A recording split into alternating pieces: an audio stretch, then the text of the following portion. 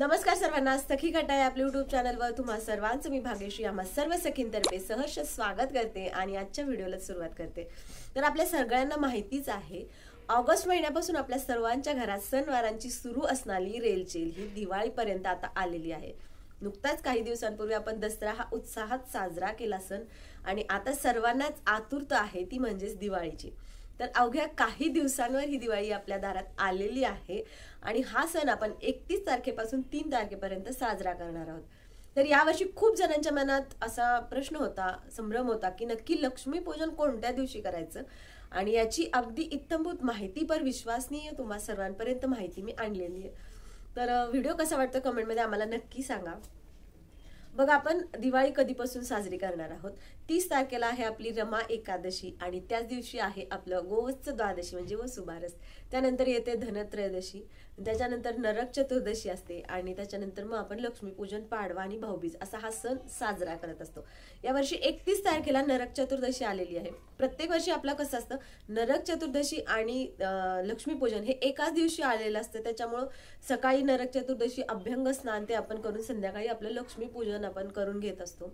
पण यावर्षी 31 तारखेला नरक चतुर्दशी आणि दुसऱ्या दिवशी आपलं लक्ष्मीपूजन आलेलं आहे। तर लक्ष्मीपूजन नक्की कोणत्या दिवशी करायचं हा बऱ्याच जणांना डोक्यात पडलेला प्रश्न आहे। तर तो आपण आधी पाहूयात।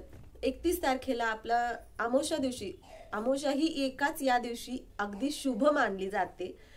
लक्ष्मीपूजना दिवशी अगदी या दिवशी, अमावस्या दिवशी जन्मलेलं बाळ सुद्धा खूप नशीबवान समजलं जातं। जशी की माझी छोटी बहीण आहे, लक्ष्मीपूजनाच्या अमावस्येची ती आहे, तर ते सुद्धा खूप नशीबवान। इतर वेळेस अरे अमावस्या होती आज असा विचार केला जातो, पण ही जी दिवाळीची अमावस्या असते ही शुभ मानली जाते।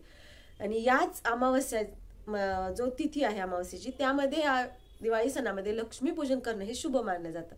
तर यावर्षी काय झालेलं आहे, 31 तारखेला दुपारी 15:53 अमावस्या लागणार आहे। कॅलेंडरनुसार 15:53 म्हणजेच आपल्या जे घड्याळी कॅलेंडर आहे त्याच्यामध्ये 3:53 अमावस्या लागणार आहे। ती दुसऱ्या दिवशी म्हणजेच 1 तारखेपर्यंत ती संध्याकाळी 18:17 म्हणजे 6:17 ही अमावस्या आहे।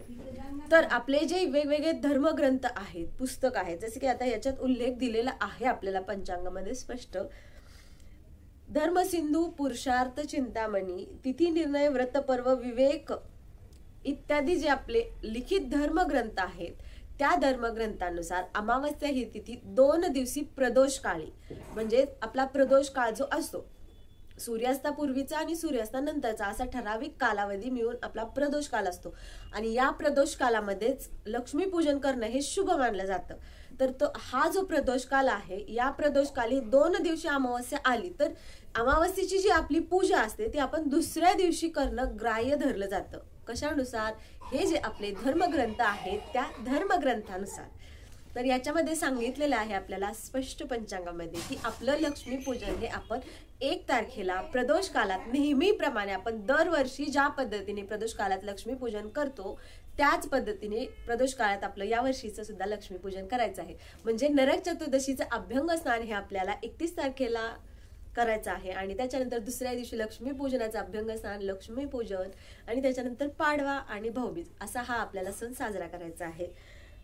याच्यामध्ये दिलेल्या माहितीनुसार तर आपल्याला शंका कोणतीही दिसत नाही आहे। याच्यामध्ये आपल्याला पंचांगामध्ये दिलेले सुद्धा आहे की हा जो योग आहे 2 दिवशी एकत्र अमावस्या आलेल्या, तो कधी कधी आलेला आहे। 28/10/1962 साली हा असाच 2 अमावस्यांचा प्रदोष काळातला योग आलेला होता।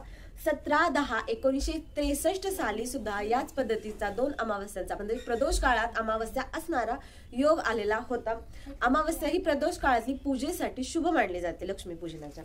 त्याच्यानंतर 17/10/63 पाहिलेले आपण 2/11/2013 रोजी यावर्षीप्रमाणेच अमावस्या प्रदोष काळात असताना अमावस्येचं आपण जे लक्ष्मीपूजन आहे ते केलेलं आहे। म्हणजे एकाच दिवशी 2 दिवशी अमावस्या आल्या, आदल्या दिवशी अमावस्या लागली दुपारी 4च्या दरम्यान, दुसऱ्या दिवशी 6:30 दरम्यान आहे। 6:30 हा काळ प्रदोष काळ आहे।